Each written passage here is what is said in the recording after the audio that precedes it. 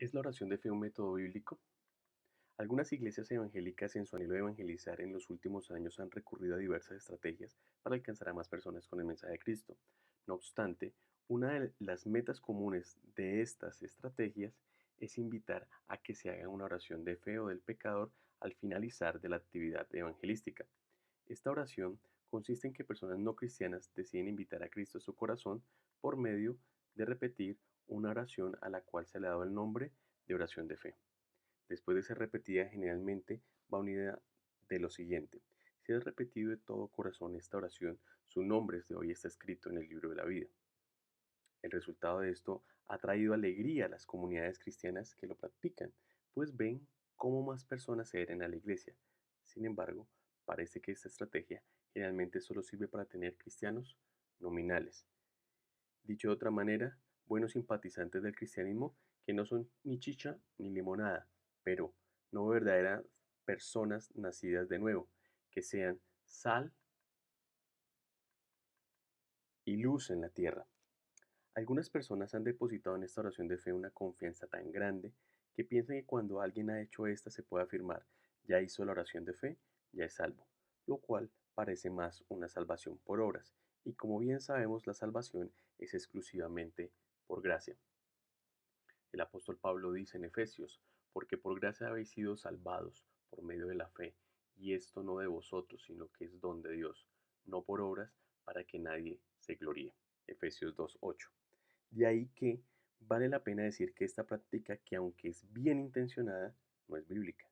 Es probable que usted crea que estoy atacando a la iglesia cristiana y la evangelización, pero permítame decirle que no es así.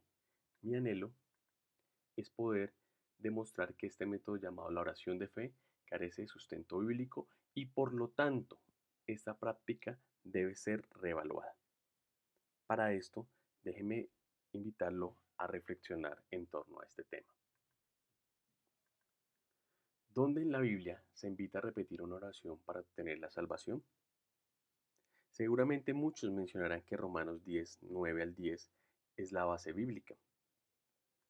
Pablo en estos versículos nos dice que si confiesas con tu boca a Jesús por Señor y crees en tu corazón que Dios lo resucitó de entre los muertos, serás salvo. Porque con el corazón se cree para justicia y con la boca se confiesa para salvación. Ahora bien, pensar que este texto es el fundamento bíblico de la denominada oración de fe es un grave error, puesto que pensar así es violentar el texto, debido a una mala interpretación. Por consiguiente, resulta apropiado recordar la necesidad de pedir oración, la iluminación del Espíritu Santo para que nuestra mente pueda comprender de forma clara el mensaje de Dios. Asimismo, será necesario tener en cuenta algunos elementos básicos que ayudarán a analizar y hacer una correcta interpretación de cualquier texto de la Escritura. Estos son género literario, contexto histórico y contexto literario. Género literario. En este caso, la Carta de Romanos adopta la forma de un tratado teológico. En otras palabras, Romanos es un compendio de doctrina cristiana. Contexto histórico. Escrito por el apóstol Pablo en el primer siglo, posiblemente bajo el dominio del emperador Claudio, el cual ya mostraba los inicios de la inconformidad del imperio romano con los cristianos. Es decir, haber sido cristiano en el primer siglo no era algo que estuviera de moda, ni una decisión que se tomaba a la ligera, pues las consecuencias podían conducirlo aún hasta la muerte, como fue el caso de muchos cristianos que bajo el gobierno de Nerón sufrieron diferentes martirios.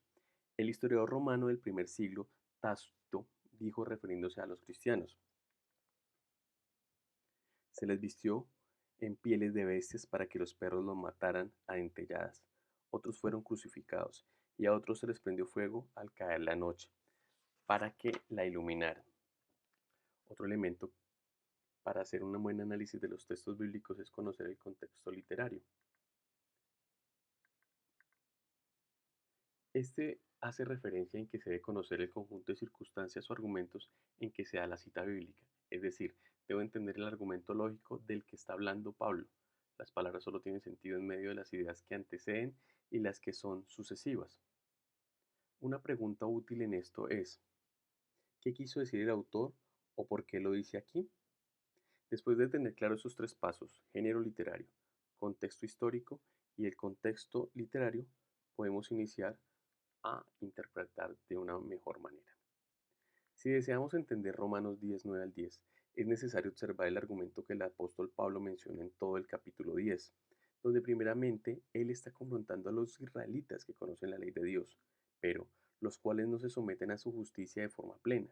Esto debido a que era imposible hacerlo en sus propias capacidades.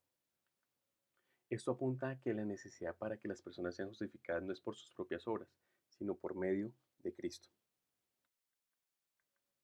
Como dice el apóstol Pablo, de hecho Cristo es el fin de la ley, para que todo el que cree reciba la justicia. Romanos 10, 4. Posteriormente Pablo recuerda las palabras de Moisés. El apóstol quiere que veamos que existe una clara relación de continuidad entre la palabra de Dios, el Antiguo Testamento y el Evangelio. Al mismo tiempo, Pablo hace un contraste entre la justicia que se basa en la ley con la justicia que se basa en la fe, con el propósito de indicar que la palabra de fe que se predica es el mensaje de Cristo. Cerca de ti está la palabra, en tu boca y en tu corazón, es decir, la palabra de fe que predicamos. Además, el apóstol agrega las palabras corazón y boca, citando las palabras de Moisés de Deuteronomio 30, 14, que dice, porque muy cerca de ti está la palabra en tu boca y en tu corazón para que la cumplas. Y usa estos dos términos nuevamente en los versículos 9 y 10 de Romanos 10, con el deseo de mostrar que el texto de Deuteronomio encuentra su verdadero cumplimiento cuando se cree en Jesucristo, evidenciando esto en la obediencia a Él y en predicar su mensaje. Es por eso que en los versículos 9 y 10 Pablo no está indicando la necesidad de recitar alguna fórmula salvífica para nuevos creyentes. Es más, en ningún texto paulino se sugiere que para ser salvo se requiera una profesión verbal al estilo de la llamada oración de fe. Conviene subrayar que el apóstol sí espera que los que creen las buenas nuevas evidencien su fe en Cristo siendo testigos de él de forma pública, algo que como ya se mencionó era peligroso en el primer siglo. Es por eso que posterior a Romanos 10:10, Pablo invita de forma clara a invocar el nombre del Señor siendo testigos de él.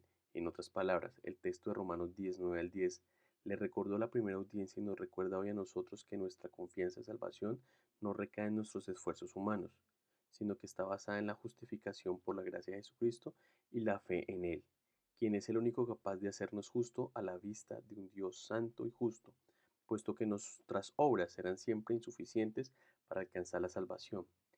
Jesucristo, después de justificarnos y salvarnos, nos invita a predicar su mensaje. Romanos 10, 14 al 17 dice, ¿cómo invocarán a aquel en quien no han creído? ¿Y cómo creerán en aquel de quien no han oído? ¿Y cómo oirán si no hay quien les predique? ¿Y quién predicará sin ser enviado? Así está escrito, qué hermoso es recibir al mensajero que trae buenas nuevas.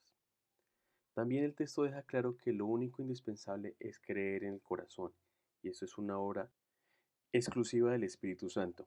Somos necios si pretendemos persuadir a alguien por medio de una confesión verbal a través de lo que se ha denominado oración de fe, como requisito para la salvación. Esto sin duda es una interpretación errónea de la retórica de Pablo en Romanos 10, 9 al 10. Por eso estos versículos, más que un fundamento para la oración de fe, son un claro llamado a ser coherentes en que si decimos creer en Jesús, debemos obedecerlo y anunciar su mensaje. En definitiva, si alguien desea confesar con su boca que Jesús es el Señor, la evidencia no es una oración de fe que se recita, sino un estar dispuesto a dar la vida totalmente por el Señor y a ser testigo de Él en todo momento y en todo lugar, con nuestras familias, con nuestro vecindario, en nuestro trabajo y estudios y en los diferentes lugares donde podamos predicar el mensaje del Señor. Ahora, para ser testigos de Jesús se requiere tener el poder del Espíritu Santo, quien es el único que nos puede llevar a confesar lo que a Él ha hecho en nosotros. Una de las evidencias de que el Espíritu Santo está en nosotros es la capacidad que tenemos de predicar. Antes no predicábamos, pues estábamos muertos, pero Dios, que es rico en misericordia por su gran amor por nosotros, nos dio vida con Cristo, aun cuando estábamos muertos en pecados. Por gracia, ustedes han sido salvados. Otro texto bíblico que generalmente se ha usado para invitar a las personas a realizar una oración de fe es Apocalipsis 3:20. Este no lo desarrollaré aquí, pero lo invito a que haga el ejercicio de interpretarlo conforme al modelo que se hizo con Romanos. Otra pregunta que vale la pena hacer y reflexionar es: ¿cómo evangelizar sin usar la coacción, sino la persuasión? Si anhelamos ser fieles a la palabra de Dios, no podemos tomar un modelo diferente al bíblico. Uno de los relatos que nos puede ayudar a entender que el nacer de nuevo es una iniciativa de Dios es el encuentro de Jesús y Nicodemo, el cual nos narra el Evangelio de Juan en el capítulo 3. En este encuentro, Jesús le indica a Nicodemo que si él desea ver el reino de Dios, debe nacer de nuevo. La palabra de Dios declara que solo se puede nacer de nuevo por medio del Espíritu Santo, pues es Dios quien llama. Un ejemplo de esto lo podemos evidenciar cuando en el Evangelio de Juan en el capítulo 6 Jesús dijo: todos los que el Padre me da vendrán a mí, y al que a mí viene no le rechazo. También dijo: nadie puede venir a mí si no lo atrae el Padre que me envió, y yo lo resucitaré en el día final. Las personas creen que es posible acercarse a Jesús a través de sus propios esfuerzos, o que pueden atraer a alguien a Jesús coaccionándoles a recitar una oración de fe. En otras palabras, a obligarlas a decir una oración de fe. Pero esto es imposible, pues solamente se puede llegar a conocer a Jesús por medio de la acción de la gracia divina. Esto lo confirma el Señor por medio del profeta Ezequiel, diciendo: les daré un nuevo corazón y les infundiré un espíritu nuevo. Les quitaré ese corazón de piedra que ahora tienen y les pondré un corazón de carne. Infundiré mi espíritu en ustedes y haré que sigan mis preceptos y obedezcan mis leyes. El cambio de corazón no depende de una oración previamente diseñada y recitada, sino que está en la soberanía de Dios. Sin embargo, el papel de un verdadero creyente que anhela que más personas se acerquen a Cristo es hacer lo que el apóstol Pablo le dijo a los corintios: ya que Dios en su sabio designio dispuso que el mundo no lo conociera mediante la sabiduría humana, tuvo a bien salvar mediante la locura de la predicación a los que creen. Entonces, si el anhelo que tenemos es llevar a alguien que conozca a Jesucristo, el camino es hacerlo mediante la predicación del Evangelio, puesto que Pablo nos recuerda también en Romanos 10:17, así que la fe viene como resultado del oír el mensaje, y el mensaje que se oye es la palabra de Cristo. Ejemplos de esto los vemos muchas veces en el libro de Hechos. Uno de estos casos es el de Pedro, cuando predicó en el día de Pentecostés, donde se nos dice que el resultado de esta fue: cuando oyeron esto, todos se sintieron profundamente conmovidos y le dijeron a Pedro y a los otros apóstoles: hermanos, ¿qué debemos hacer? Arrepiéntase y bautícese cada uno de ustedes en el nombre de Jesucristo para perdón de sus pecados, les contestó Pedro, y recibirán el don del Espíritu Santo. Hechos 2:37 al 38. Si analizamos bien cada texto bíblico en el que se nos narra qué personas fueron añadidas a la iglesia del Señor por medio de la predicación, en ningún momento se invitó a recitar una oración, sino que el procedimiento era predicar acerca de Cristo crucificado y resucitado y esperar que el Espíritu Santo obrara en el corazón de la audiencia y éste les llevara a sentirse arrepentidos y tomar acciones que evidenciaran su nuevo nacimiento. Conclusiones. Primera, la iglesia cristiana evangélica no puede continuar la tradición de promover la oración de fe cuando ésta no tiene sustento bíblico.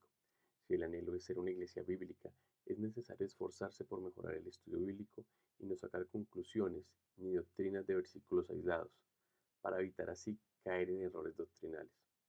Segundo, el crecimiento de la Iglesia de Jesucristo no está determinada por repetir lo que se ha denominado la oración de fe, sino por las personas que se arrepienten de todo corazón y evidencian su compromiso con Jesús en cada momento y aspecto de sus vidas, siendo luz y sal en el mundo. Tercera y última, la Iglesia de Jesucristo debe estar comprometida para anunciar las buenas noticias de salvación a una generación que requiere con urgencia conocer el Señor y Salvador. Eso solo es posible si tú y yo nos disponemos a predicar a Cristo crucificado y resucitado. Esa es nuestra tarea como discípulos del Señor. La tarea de que esto genere arrepentimiento es obra del Espíritu Santo. Que Dios nos ayude a ser fieles a su palabra y llamado. Gracias.